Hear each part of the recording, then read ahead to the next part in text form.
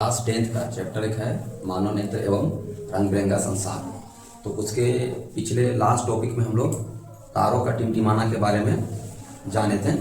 तो आज हम लोग जो जानने वाले हैं वो ये जानने वाले हैं कि ग्रह क्यों नहीं टिमटिमाते हैं। तारे टिमटिमाते हैं और तारे टिमटिमाने का जो हम लोग देखे थे कि जो उसका वास्तविक जगह है, अपना वास्तविक जगह से थोड़ा वो ऊपर दिखाई देता है। उसका आभासी जो स्थिति है वो कहीं और दिखाई देता है, और जिसके कारण हम लोग बोलते हैं कि तारा जो है लगातार उसका स्थिति बदलता रहता है, तो तारा टिमटिमाता हुआ प्रतीत होता है। लेकिन जो ग्रह होते हैं वो क्यों नहीं टिमटिमाते, तो हम लोग आज इसका कारण जानेंगे कि आखिर ग्रह क्यों नहीं टिमटिमाता है। तो तारों की अपेक्षा पृथ्वी के काफी नजदीक होते हैं। ये ग्रह जो होते हैं वो पृथ्वी के काफी नजदीक है, और जो तारे हैं वो पृथ्वी से बहुत दूर हैं। पहला तो अंतर समझ में ये आया कि तारे जो हैं वो पृथ्वी के बहुत ही दूर होते हैं, और ग्रह जो होते हैं पृथ्वी के बहुत ही करीब होते हैं। पृथ्वी यानी जहां हम लोग यहाँ रह रहे हैं, जहां से हम लोग देखते हैं तारा को, इसलिए इसे प्रकाश का बड़ा स्रोत माना जाता है। मतलब तारा से जो लाइट आता है और ग्रह से जो लाइट आता है, दोनों में अंतर होता है। तारा से जो लाइट आता है वो बहुत कम दिखाई देता है, ग्रहों से जो लाइट आता है वो ज्यादा दिखाई देता है। यदि ग्रह की प्रकाश का बिंदु स्रोत का संग्रह मान ले, तो प्रत्येक स्रोत द्वारा हमारी आंखों में प्रवेश करने वाले प्रकाश की मात्रा में कुल परिवर्तन का औसत मान शून्य होगा। कहने का मतलब ये है कि प्रकाश जो आता है ग्रहों से, तो जब ग्रहों से आता है तो वो लाइट ज्यादा है, तो वो जब हमारे आंखों तक पहुंचता है तो उसका परावर्तन जो अपवर्तित होता है वो बहुत ही कम होता है। और तारा है बहुत दूर, अब उसको जब वहां से धरती तक आने में कई माध्यमों से होकर गुजरना पड़ता है ना। पहले सरल माध्यम, फिर विरल माध्यम, क्योंकि वह जो ऊपर से नीचे तक आता है तो लगातार हवा का माध्यम तो बदलता ना रहता है। कहीं हवा का माध्यम कम है, जैसे जैसे धरती के करीब आता है हवा का माध्यम ज्यादा हो जाता है, तो उसमें लगातार अपवर्तन होते रहता है। लेकिन वही चीज जब इसमें बोलता है कि इसका तो नजदीक है, अभी हम बोलेंगे क्या सामने मेरा बल्ब जल रहा है, तो क्या हमको ये टिमटिमाते हुए नजर आ रहा है या आगे पीछे हो रहा है? नहीं। क्यों? क्योंकि इसका लाइट हम लोग के आंख तक आने में ज्यादा दूरी इसको तय नहीं करना पड़ रहा है। अगर वही इसको बल्ब को बहुत ऊपर लेकर टांग देंगे, बहुत ऊपर तारों के आसपास में, तो इसका लाइट हम लोग तक आते आते बहुत बार क्या करेगा, अपना रास्ता बदलेगा। क्यों रास्ता बदलेगा? क्योंकि इसको हमेशा सरल माध्यम से विरल माध्यम में लगातार बदलाव के कारण ये हमको आगे पीछे दिखाई देगा। जहां इसका स्थिति वहां ना दिखा के कहीं और दिखने लगेगा। लेकिन जब इस पास में, तो इसका रास्ता तुरंत ट्रेवल कर ले रहा है, ये तुरंत हम लोग की आंखों तक पहुंच जा रहा है, तो इसके रास्ता में बदलाव नहीं होता। बस यही कारण है कि जो ग्रह होते हैं वो टिमटिमाते हुए नहीं दिखते हैं। उसके पीछे का दो मेन कारण, पहला तो ये हम लोग के पृथ्वी के करीब हैं, और दूसरा इसके ग्रहों से जो हम लोग का प्रकाश आता है हम लोग तक, तो ग्रहों से जो प्रकाश है हम लोग तक जो पहुंच रहा है उसमें परावर्तन बहुत कम होता है। ठीक है, प्रकाश का परावर्तन बहुत कम होता है, प्लस ये बोल सकते हैं कि उसमें अपवर्तित नहीं होता, रास्ता में बदलाव नहीं होता है, जिसके कारण जहां है हमको वहीं दिखता है। और ऐसे हम पृथ्वी से सभी ग्रहों को नहीं देख सकते, कुछ ही ग्रह हैं जो पृथ्वी से दिखते हैं, जिससे हम लोग शुक्र ग्रह को यहाँ से पृथ्वी से देख सकते हैं। क्योंकि सभी ग्रहों को हम लोग यहाँ से नहीं देख सकते हैं, क्योंकि पृथ्वी से कुछ ग्रह करीब है तो कुछ ग्रह बहुत दूर भी है, जो हम लोग को दिखाई नहीं देगा। तो ये पहले इसका हम लोग अर्थ समझ माना चाहिए कि ग्रह क्यों नहीं टिमटिमाते हैं। इसका आंसर हम लोग का आएगा, पहला बात तो तारों की अपेक्षा पृथ्वी के बहुत काफी नजदीक होता है ये ग्रह, और इसीलिए इसे प्रकाश का बड़ा स्रोत माना जाता है। मतलब ज्यादा प्रकाश उससे आता है, कम प्रकाश आता तो उसका रास्ता में बदलाव आता, दूर भी होता, लेकिन दूर नहीं है, नजदीक है।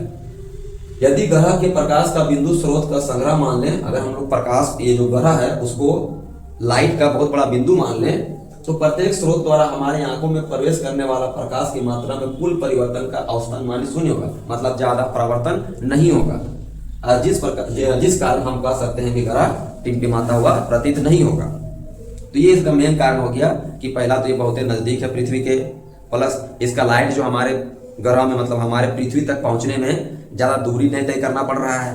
अब कम दूरी तय करना पड़ रहा है, इसमें परावर्तन और अपवर्तन बहुत कम हो पा रहा है, जिसके कारण ये हम लोग को पूरा लाइट जहां था वहीं दिखाई देता है। और ऐसा कहते हैं कि ग्रह जहां है वहीं दिख रहा है, तो आगे पीछे दिखाई देता तो कहते हैं टिमटिमा रहा है। अब आगे पीछे दिखाई नहीं दे रहा है, ऊपर नीचे दिखाई नहीं दे रहा है, तो इसीलिए हम लोग बोलते हैं ग्रह टिमटिमाता नहीं है। अब हम लोग ये जानते हैं कि आखिर उगते हुए सूर्य, जो अग्रिम सूर्य का मतलब होता है उगते हुए सूर्य, और विलंबित सूर्यास्त का मतलब होता है डूबता हुआ सूर्य। अभी दोनों में देखो क्या अंतर है कि उगने के समय और डूबने के समय।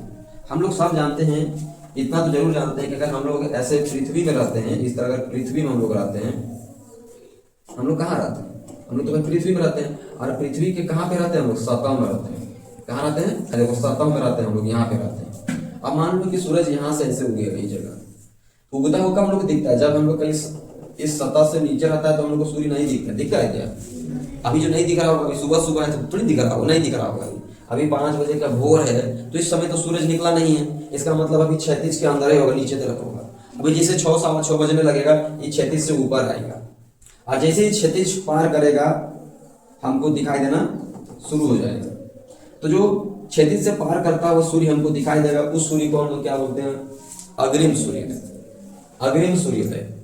और जैसे ये क्षैतिज को इधर आके, क्योंकि जानते हैं भाई दिन भर इधर घूमेगा इसे इस तरह, और फिर इधर दूसरे साइड में आके प्रस्थ हो जाएगा, इधर आके क्षैतिज को पार कर जाएगा। क्षैतिज को पार कर देगा, अंधेरा होना स्टार्ट हो जाएगा, है ना। जब तक क्षैतिज से ऊपर रहेगा हमको उजाला देते रहेगा, प्रकाश देता रहेगा। तो हम लोग यहाँ ये बात कर रहे हैं कि पृथ्वी से इसका भी दूरी बहुत है, क्योंकि ये भी तो एक तारा है ना। सूर्य क्या है? एक तारा है, इसका भी दूरी बहुत है, बहुत दूर है, लेकिन बाकी तारों की तुलना में इसका दूरी कम है, और इसीलिए इसका जो प्रकाश होता है वो हम लोग की आंखों तक पहुंचता है। लेकिन इसको भी पहुंचने में रहेगा यहाँ और दिखेगा यहाँ, क्योंकि भाई इसका प्रकाश हम लोग के आंख तक आने में भी देखो कई वायुमंडलों से होते हुए हम लोग की आंखों तक पहुंचता है इसका प्रकाश।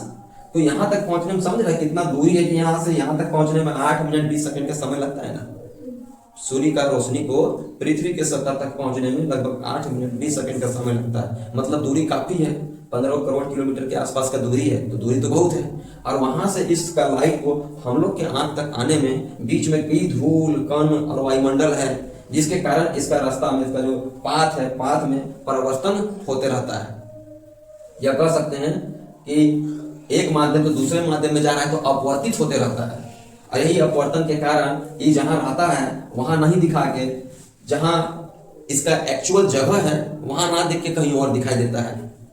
और इसके चलते ही हम लोग को दिन के समय 2 मिनट एक्स्ट्रा लाइट मिलता है उगने के समय, और 2 मिनट एक्स्ट्रा लाइट मिलता है डूबने के समय। मतलब समझो कि एक प्रकार की क्षैतिज को लगभग पार कर चुका है, लेकिन हमको नजर आ रहा है यहाँ पे। अभी हो सकते हैं कि इधर क्षैतिज के अंदर है, लेकिन हमको नजर आ रहा है यहाँ पे। समझ में आ रहा क्या बोल रहे हैं? मतलब यही परिघटना के कारण, अपवर्तन के कारण, जिसके कारण, हाँ ये याद रखना, अपवर्तन या अपवर्तित किरण के कारण। तो अपवर्तन के कारण ऐसा होता है।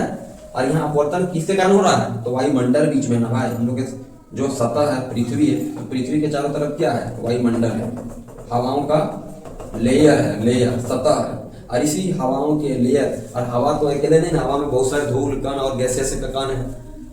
तो यही यहाँ बोल रहा है कि वायुमंडलीय अपवर्तन के कारण, इसके कारण वायुमंडलीय अपवर्तन के कारण सूर्य हमें वास्तविक सूर्योदय से लगभग 2 मिनट पहले दिखाई देने लगता है।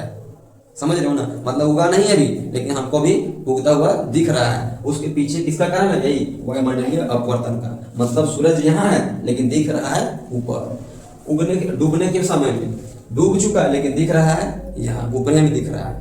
तो यहाँ वही कह रहा था, वास्तविक सूर्योदय के लगभग 2 मिनट पश्चात तक दिखाई देता है। मतलब इधर 2 मिनट एक्स्ट्रा, इधर 2 मिनट एक्स्ट्रा। तो हम यहाँ कह रहे हैं कि वास्तविक सूर्योदय से तात्पर्य सूर्य द्वारा वास्तव में क्षैतिज को पार करना है। क्या करना है? क्षैतिज को पार कर जाएगा तो ये क्या कहलाएगा? वास्तविक सूर्योदय। मान लो अगर अंधेरे हैं तो सूर्योदय नहीं हो, लेकिन जब रास्ता को पार कर जाएगा तो क्या कहलाएगा? सूर्योदय। सूर्य उदय हो गया, मतलब सूर्य उग रहा है। तो वास्तविक सूर्योदय कब बोलेंगे? जब ये क्षैतिज को पार कर जाएगा।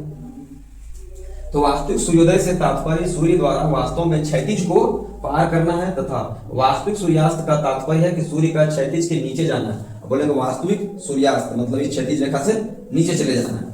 वास्तविक सूर्योदय और आभासी सूर्योदय अथवा वास्तविक सूर्यास्त और आभासी सूर्यास्त के बीच का समय अंतराल लगभग 2 मिनट का होता है। मतलब हम लोग तो ये हो गया तेरा, ये हो गया वास्तविक सूर्योदय और ये हो गया आभासी सूर्योदय। अब इन दोनों के बीच के जो अंतर होता है कितना मिनट का होता है?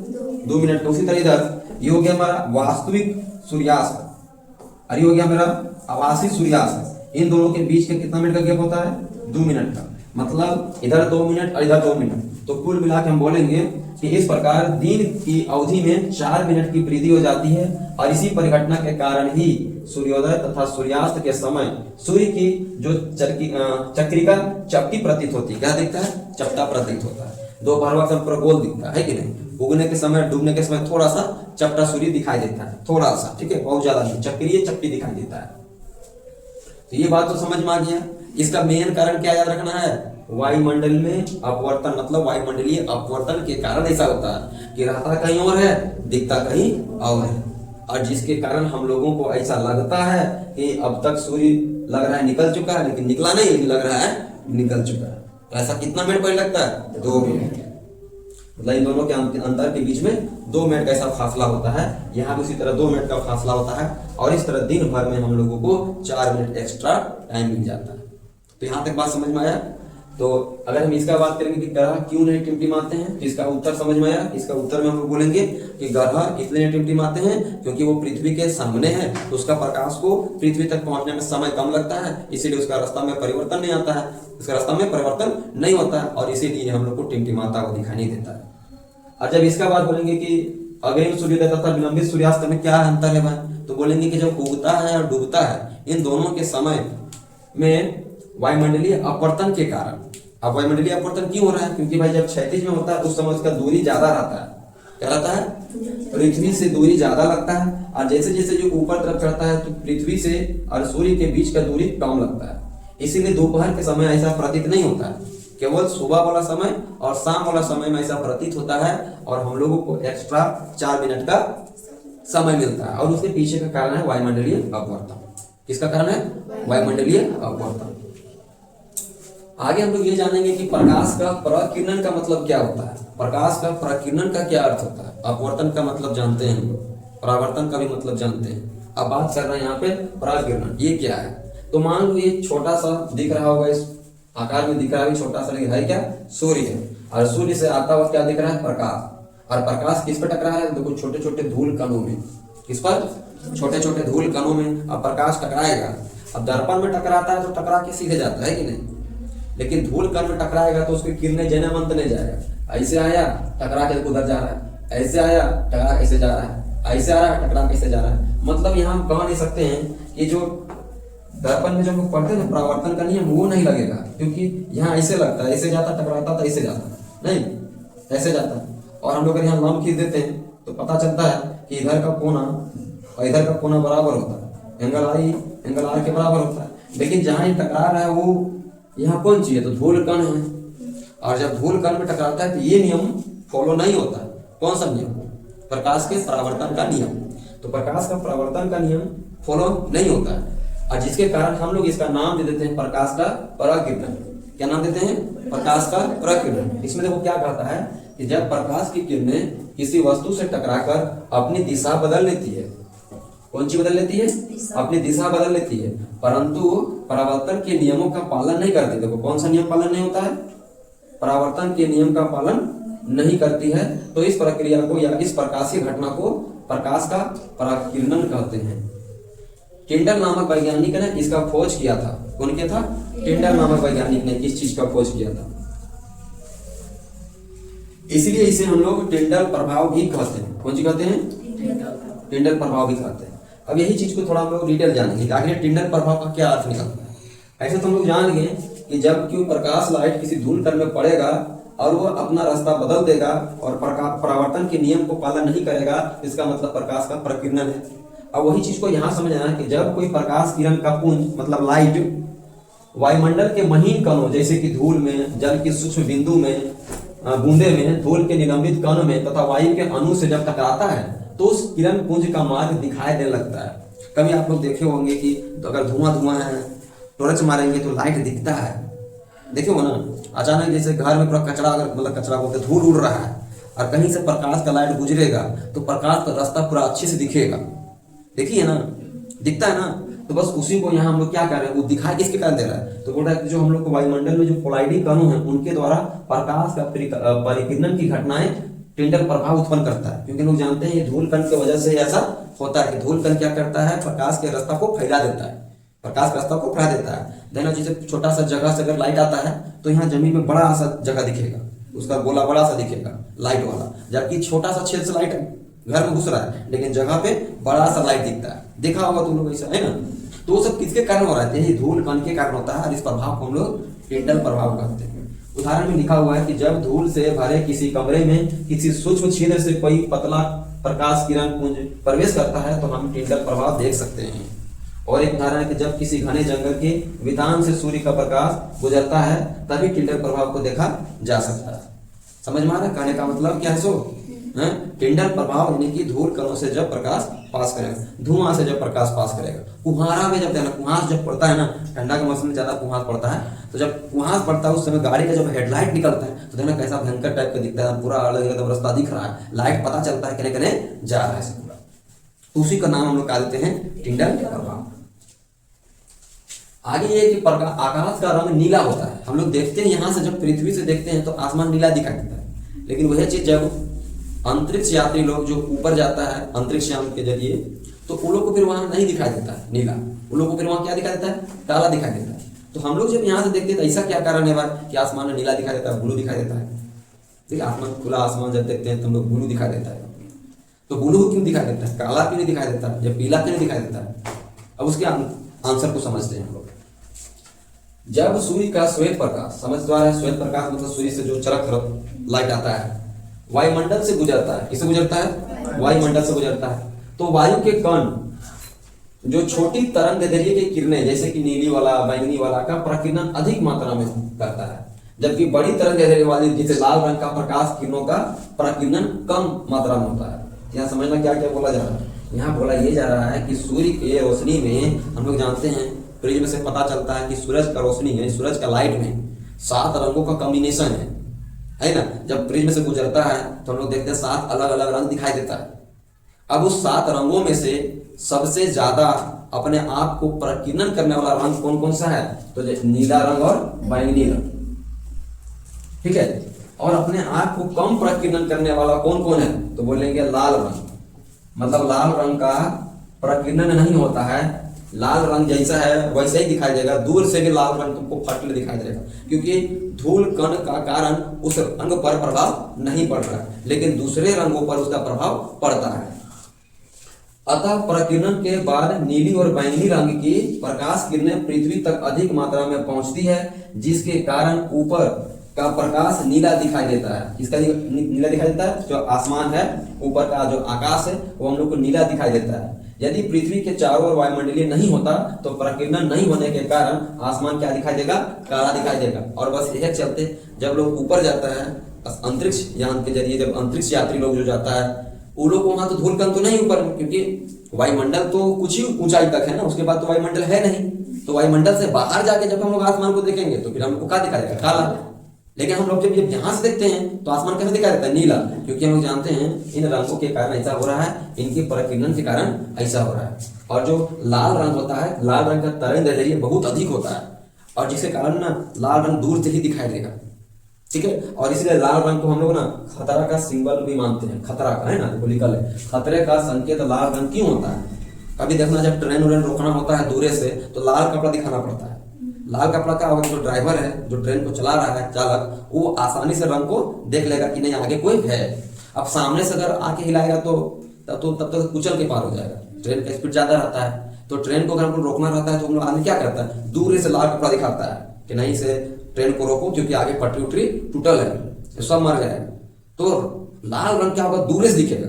दूर से क्यों दिखेगा, क्योंकि लाल रंग का तरंग दैर्ध्य ज्यादा होता है। तरंग दैर्ध्य मतलब तुमको ये समझना है कि उसका प्रकीर्णन बहुत कम होता है, मतलब उसका लाइट वायुमंडल में कम फैलता है, जो भी है उसी के पास रह जाता है, इसलिए दिखता है। लेकिन बाकी कलरों का क्या होता है, वो लोग अपना रंग, अपना प्रकीर्णन प्रकाश में मतलब वायुमंडल में अपना छोड़ देता है।